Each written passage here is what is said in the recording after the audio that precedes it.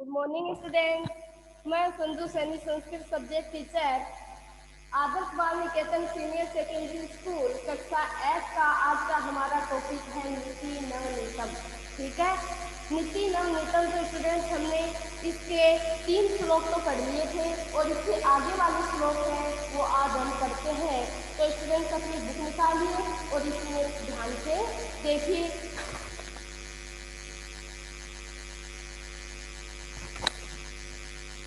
देखो, हमने 3 श्लोक पढ़ लिए थे। पहला श्लोक है अभिवादन शीलस्यम नित्यम वृद्धोपसेविनः चत्वारि तस्य वर्धन्ते आयुर्विद्या यशो बलम। ये श्लोक हमने पढ़ लिए थे। ठीक है, तो ये समझ में आ गया होगा। मैंने क्या कहा था कि अभिवादन यानी अभिवादन करने वाले व्यक्ति की 4 चीजें बढ़ती हैं, अर्थात आदर करने वाले व्यक्ति की 4 चीजें बढ़ती हैं और वो 4 चीजें मैंने आपको बताई थी। वो कौन कौन सी थी? आयु, विद्या, यश और बल। आयु, विद्या, यश और बल। आयु, विद्या, यश और बल, ये 4 चीजें उनकी बढ़ती हैं। इसी तरह स्टूडेंट्स हमने दूसरा श्लोक पढ़ा था, ये मात पितरौ केशव सहे के संभवे नृणाम न तस्य निष्कृति ही सख्यम कर्तुम वर्ष सप्ताहि अस्ति। इसमें क्या बताया गया था? जो माता पिता, ये यानी जो माता पितरौ, जो माता पिता, माता पितरौ में मैंने समास बताया था। कौन सा समास है? समास पितरौ में आपकी कौन सा समास है? मैडम आवाज क्लियर नहीं आ रही। आवाज क्लियर नहीं आ रही? कौन सा समास है? माता पितरों में कौन सा समास है?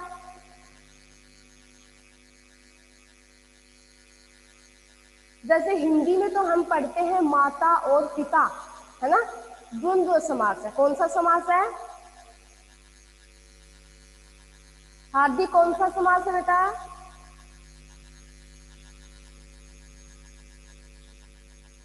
द्वंद्व समास। माता च पिता च, माता और पिता, इसमें द्वंद्व समास है। तो मात च, माता च पिता च, माता और पिता।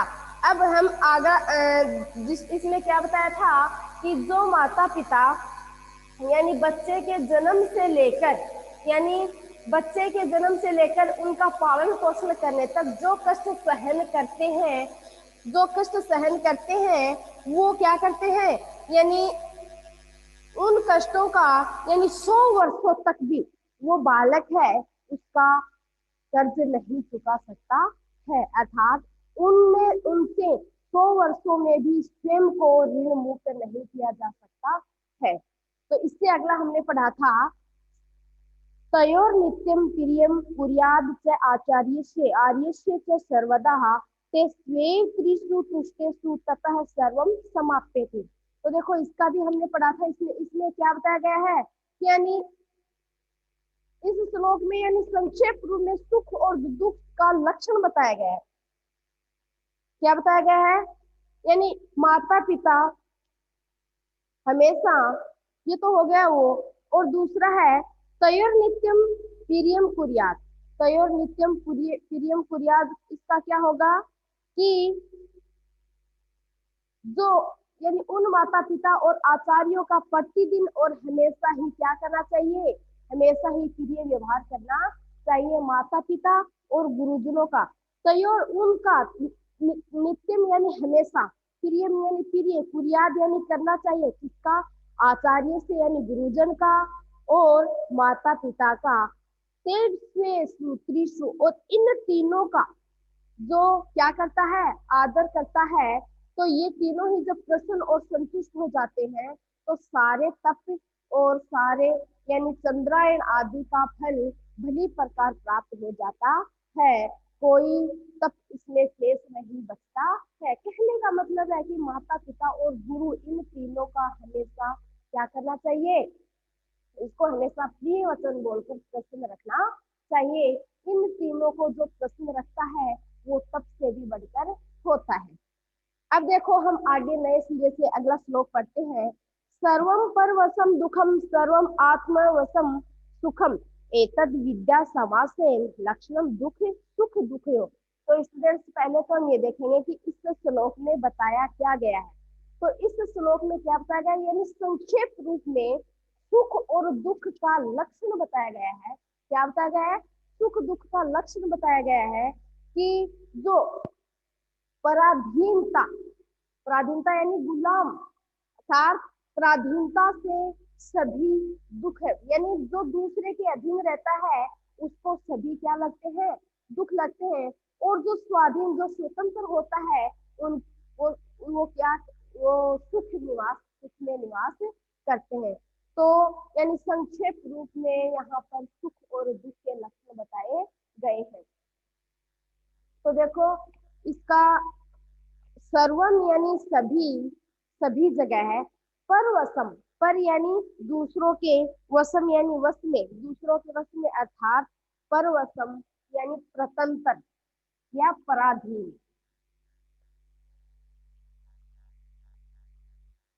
परतंत्र यानी पराधीन, यानी दूसरों के वश में। परवसम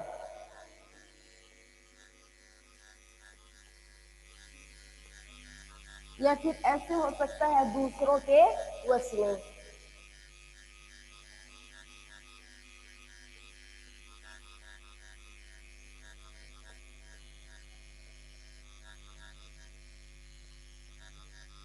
दूसरों के वश में। दुखम यानी दुख। सर्व आत्मवशम, सर्व आत्मवशम। तो देखो, सर्व आत्मवशम, सर्व आत्मवशम का मतलब होता है, सर्व यानी स्वयं के, आत्म, सर्व यानी स्वयं के वश में, स्वयं यानी स्वयं के, खुद के वश में, स्वयं के वश में।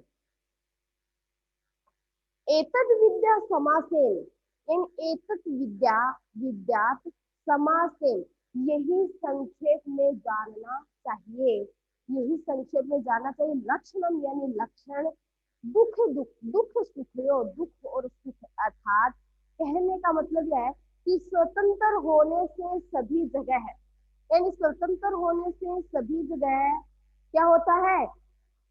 दुख प्राप्त होता है। स्वतंत्र होने से सभी जगह क्या प्राप्त होता है? दुख प्राप्त होता है। जैसे परवसम, सर्व यानी सभी जगह, परवसम यानी स्वतंत्र होने पर, दुखम यानी दुख ही प्राप्त होता है, यानी सभी जगह है दूसरों के प्राधीन रहने पर उसे दुख ही प्राप्त होता है। सर्वम आत्मवशम, सर्व आत्म यानी स्वयं के वश में होने पर सुखम यानी सुख प्राप्त होता है, यानी स्वतंत्र होने पर, स्वयं के वश में होने पर उसे हमेशा सुख प्राप्त होता है। एतत् विद्यात समासेन, एतत् विद्यात समासेन का मतलब यही क्या है? लक्षण बताया गया है। दुख सुख, दुख और सुख का यही लक्षण बताया गया है। सुख कैसा होता है और दुख कैसा होता है? दुख तो जो दूसरों के अधीन रहते हैं उसे तो दुख ही दुख होता है, और जो खुद में स्वतंत्र रूप से रहते हैं उसके लिए सुख है। यही संक्षेप में दुख और सुख का लक्षण बताया गया है। समझ में आ रहा है क्या बच्चों? अभिषेक, समझ में आ रहा है क्या? Yes ma'am. तो इसमें, तो बेटा देखो, इसमें दुख और सुख के लक्षण बताए गए कि दुख कैसा होता है और सुख कैसा होता है। दुख तो वो होता है जो दूसरों के अधीन रहता है, उसे तो दुख ही दुख होता है, और जो स्वतंत्र रूप से रहता है उसे सुख प्राप्त होता है। संक्षेप में यही दुख और सुख के लक्षण बताए गए हैं। तो देखो, आगे वाला श्लोक है, ध्यान से देखना।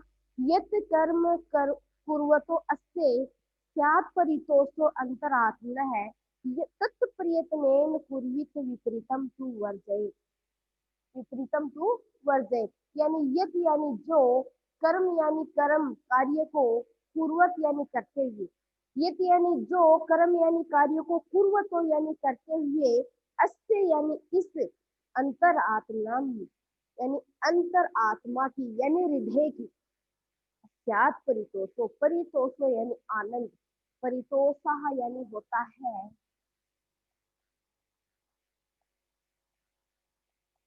परितोषा यानी संतोष, परितोषा यानी क्या होता है? संतोष। ठीक है। स्यात् यानी प्राप्त होता है, तत् यानी उस, तत् यानी क्या होता है, उस, उस कर्मम यानी कर्म को प्रयत्ने यानी प्रयत्न पूर्वक कुर्वित यानी करना चाहिए। कुर्वित का मतलब होता है करना चाहिए।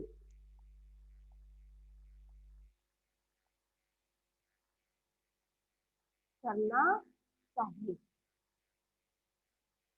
कुरु विपरीतम यानी विपरीत। तू यानी तो, तू यानी क्या होता है, तू यानी तो। स्टूडेंट्स देखो, एक एक शब्द का अर्थ बता रही हूँ तो आप ध्यान से देखना, जो हार्ड वर्ड है उसको आप पेन एचबी पेंसिल ले लीजिए और उसके साथ साथ आप उसको नोट करते जाइए, ठीक है। तो वर्जयित, वर्जयित का मतलब होता है छोड़ देना।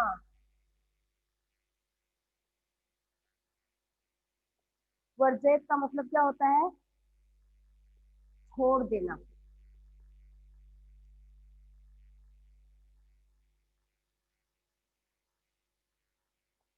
छोड़ देना, ठीक है। तो अब ध्यान से देखना, यत कर्मम कुर्वतो अस्य स्यात् परितोषो अंतरात्मना है, ये तत्व प्रयत्नेन कुर्वीत विपरीतम तु वर्जे। यत यानी जो, कर्म यानी कार्य, जो कार्य को पूर्वतो यानी करते हुए, जो कार्य को, जिस कार्य को करते हुए अंतरात्मा यानी अपना मन तोषा, परितोषा यानी संतुष्ट होता है, यानी जिस कार्य को हम करना चाहते हैं, ठीक है, जिस कार्य को हम कर रहे हैं और उस कार्य को करते वक्त हमें संतोष उत्पन्न होता है कि हमें ये कार्य अच्छा है, इसको कार्य, इस कार्य को करने में हमें आनंद आ रहा है। तो जिस कार्य को करने में हमें संतुष्टि होती है, हमें संतोष होता है, तो वैसा कार्य हमेशा करना चाहिए। इस श्लोक में यही बताया कि अपने इच्छा के अनुरूप, अर्थात हमें जो कार्य अच्छा लग रहा है, जिस कार्य को करने में हमें संतोष पैदा होता है, जिस कार्य को करने में हमें संतुष्टि होता है, आनंद आता है, मन प्रसन्न होता है, ऐसे कार्य को हमेशा करना चाहिए। और उसके विपरीत, उसके विपरीत मतलब जिस कार्य को करने में हमारा मन नहीं लगता है, जिस कार्य को करके हमें मतलब संतोष की प्राप्ति नहीं होती है, इन इसके विपरीत कार्य को कभी भी नहीं करना चाहिए। अर्थात जिस कार्य को करके मन प्रसन्न होता है, मन संतुष्ट होता है, ऐसे कार्य को करना चाहिए। और जिस कार्य को करने में हमारा मन प्रसन्न नहीं होता है, ऐसा कार्य हमें कभी भी नहीं करना चाहिए। देखो ऊपर वाली लाइन का अर्थ है, ये यानी जिस कर्म यानी कर्म को करते, पूर्व तो यानी करते, जिस कार्य को करते हुए, अस्य यानी जिसकी, अंतरात्मा यानी आत्मा, परितोषा संतुष्ट, शांत यानी होती है, यानी जिस कार्य को करते हुए जिसकी आत्मा यानी अपनी, हमारी जो आत्मा है, हमारा जो मन है, हमारा जो हृदय है, वो परितोषा यानी संतुष्ट होता है, शांत यानी होता है, ऐसे कार्य को तत्व प्रयत्नम, तत्व यानी उस, प्रयत्नम यानी प्रयत्न पूर्वक, पूर्वित यानी करना चाहिए, उस कार्य को प्रयत्न पूर्वक करना चाहिए। विपरीतम तू वर्जय, विपरीतम तू यानी उसके विपरीत कार्य को, तू यानी तो, वर्जय यानी त्याग देना चाहिए, उसके विपरीत कार्य को हमेशा त्याग देना चाहिए। यानी जिस कार्य को करने में हमें संतुष्टि पैदा होती है, उस कार्य को करना चाहिए, प्रयत्न पूर्वक करना चाहिए, मन लगा के करना चाहिए। और जिस कार्य को करने में हमें संतुष्टि प्राप्त नहीं होती है, उस कार्य को वर्जय यानी छोड़ देना चाहिए। ठीक है, समझ में आ रहा है क्या Divyanshi? Yes, ma'am. Yes ma'am. अगला श्लोक है, दृष्टिपूतम नेत्रेत पादम, वस्त्रपूतम जलम पिबे, सत्यपूतम वदे वाचम, मनः पूतम समाचरित।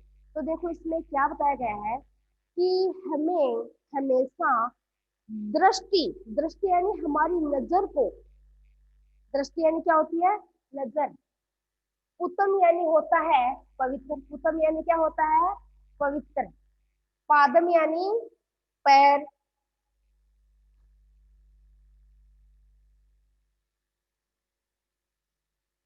पूतम, पूतम यानी होता है पवित्र। तो दृष्टि पूतम, हमारी नजर कैसी है, पवित्र है। हमारी नजर पवित्र है। नेसेद पादम यानी अपने, दृष्टिपूतम पादम नेव से मन वस्त्र पूतम जलम पिबेत, यानी हमें जल को कैसा पीना चाहिए, पवित्र करके पीना चाहिए। और हमें अपने कदम कैसे रखने चाहिए, नजर को पवित्र करके ही हमें आगे कदम बढ़ाना चाहिए। इसमें देखो क्या बताया गया है, और ये लिया कहाँ से गया है, देखो मनुस्मृति यानी मनु द्वारा लिखी गई है एक मनुस्मृति, ठीक है। तो मनुस्मृति से ये लिया गया है, और इसमें यानी पवित्रता, पवित्रता का उपदेश दिया गया है। इसमें दिया गया है, जो हम ये श्लोक पढ़ेंगे इसमें पवित्रता का उपदेश दिया गया है। और वो पवित्रता किसकी होनी चाहिए, अपने नजरों की होनी चाहिए, जल की होनी चाहिए, ठीक है।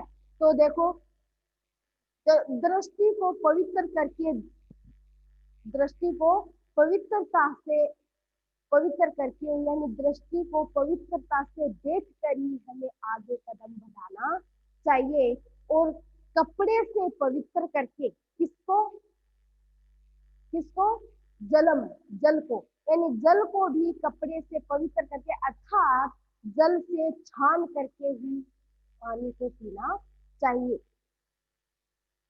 तो देखो, दृष्टि पूतम, दृष्टि यानी नजर को, पूतम यानी पवित्र, नेसद पादपम यानी दृष्टि से पवित्र, पादम यानी कदमों को, नेव से यानी रखना चाहिए, दृष्टि से पवित्र कदमों को रखना चाहिए, यानी जहां हमें अच्छा लगे उधर ही हमें कदम रखना चाहिए, सद्मार्ग की ओर हमें कदम रखने चाहिए। वस्त्रम पूतम जलम पिबेत, वस्त्रम यानी वस्त्र से, पूतम यानी पवित्र करके, अर्थात वस्त्र से छान कर, जलम पिबेत, पिबेत यानी पीना चाहिए।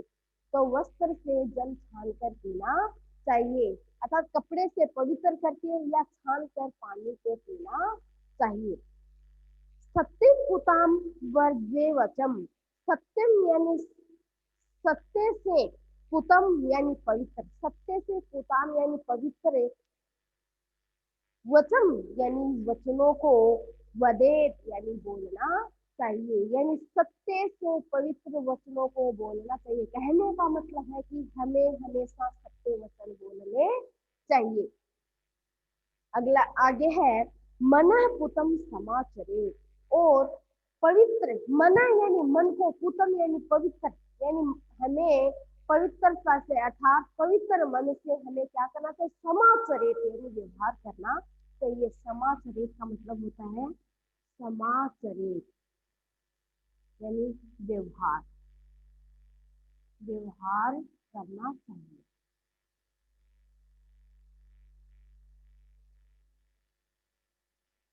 हमें पवित्रता पूर्वक व्यवहार करना चाहिए, पवित्र मन से हमारे हमें व्यवहार करना चाहिए। तो देखो, इसमें संक्षेप में मैं बताती हूँ कि इसमें पवित्रता के विषय में उपदेश दिया गया है। किसमें दिया गया है, ये जो श्लोक हम पढ़ रहे हैं उसमें पवित्रता का उपदेश दिया गया है।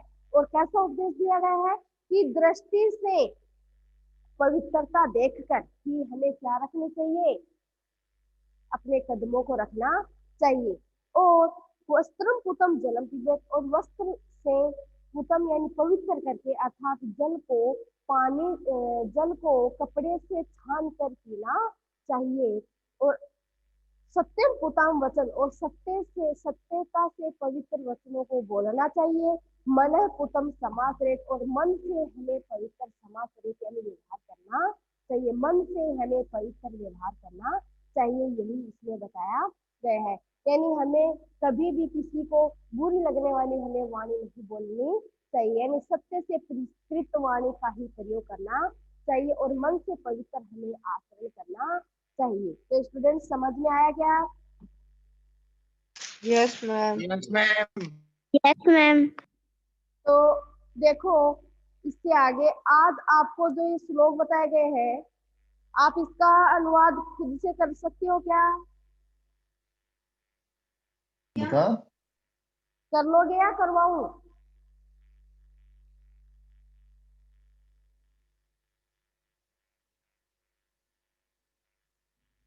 देखो, इससे आगे है, एक बार हम क्वेश्चन देख लेते हैं। अधोलिखितानि प्रश्नानाम उत्तराणि एक पदेन लिखित, यानी अधोलिखितानि यानी नीचे लिखे गए, प्रश्नानाम यानी प्रश्नों के, उत्तराणि यानी उत्तर, एक पदेन यानी एक पद में, लिखत यानी लिखना है। नीचे लिखे हुए सब मतलब जो प्रश्नों के उत्तर है वो एक पद में लिखना है। नृणाम संभवे को क्लेशम सहेते, नृणाम यानी मनुष्यों की, संभवे यानी उत्पत्ति में, कौ यानी कौन, क्लेशम यानी कष्ट को, सहते यानी सहन करते हैं, यानी मनुष्यों की उत्पत्ति में कौन कष्ट सहन करते हैं, कौन करते हैं मनुष्य की उत्पत्ति में कष्ट सहन? माता पितरौ आता है ना, पीछे हमने श्लोक पढ़ा था उसमें आया था ना, ये माँ पितरौ क्लेशम सहते संभवे निर्माण, तो इसका उत्तर आएगा, लिख लो बेटा, आएगा माता पितरौ। तो कौ के नीचे अंडरलाइन कर लो माता पितरौ, ठीक है। कौ के नीचे अंडरलाइन करो और लिखो माता पितरौ। अगला है किदर्शम जलम पिबेत, किदर्शम यानी कैसा, जलम यानी जल, पिबेत यानी पीना चाहिए, कैसा जल पीना चाहिए। अभी अभी मैंने बताया था ना कि जल कैसा पीना चाहिए, कैसा पीना चाहिए,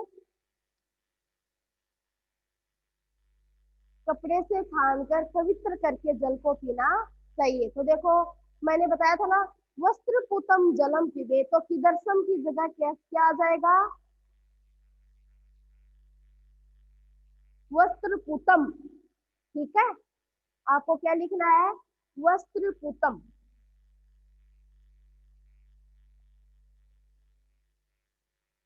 वस्त्र पुतम यानी वस्त्र से पवित्र करके ही हमें जल पीना चाहिए। इससे आगे है, लिख लिया क्या हार्दिक, लिख लिया? Yes ma'am. Yes ma'am. आगे देखो, नीति नवनीतम पाठ है कस्मात ग्रंथात संकलित है, यानी नीति नवनीत यह पाठ है, ये कौन से ग्रंथ से लिया गया है, कौन से ग्रंथ से लिया गया है, मनुस्मृति से मैंने बताया था ना। देखो पाठ परिचय, प्रस्तुत पाठ मनुस्मृति के कतिपय श्लोकों का संकलन अर्थात मनुस्मृति से लिया गया है, तो कस्मात की जगह लिखना है आपको मनुस्मृति ही,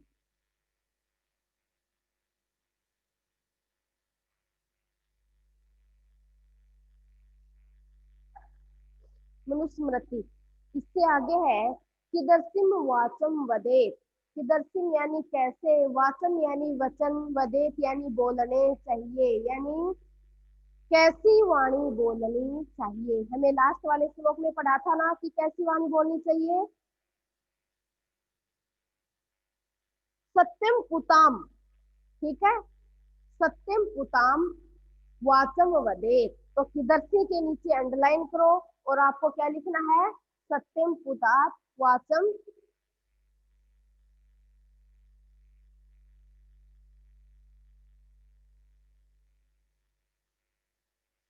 सत्यम पुतात, सत्यता से सत्यम पुताम। इससे आगे है दुखम किम भवत, दुख क्या होता है। तो स्टूडेंट देखो आज हमने जो ये पढ़ा है ये आपके समझ में आया होगा। तो स्टूडेंट यस आज, मैम। अब हम अगली क्लास में पढ़ेंगे, आज का हमारा टॉपिक यही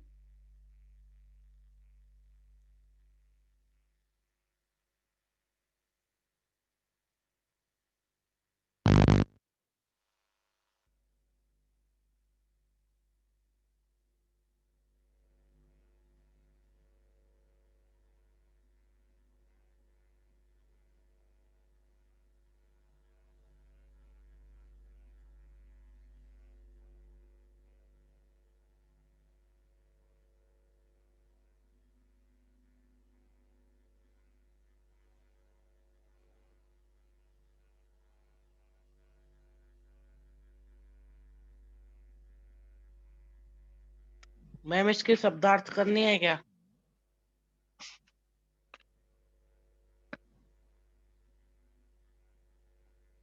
करने हैं बेटा शब्दार्थ। ठीक है, तो आज का हमारा जो हम यहीं से किधर से माता मदद यहाँ तक हो गए ना, कैसे वचन बोलने चाहिए, तो सत्य वचन बोलने चाहिए। तो आज हम यहीं पर अपना जो क्लास है वो क्लोज करते हैं, और आज कल हम इससे आगे क्वेश्चन आंसर है वो इससे आगे करेंगे। थैंक यू स्टूडेंट्स, आज का हमारा टॉपिक कंप्लीट हुआ और कल से हम इसको आगे अध्ययन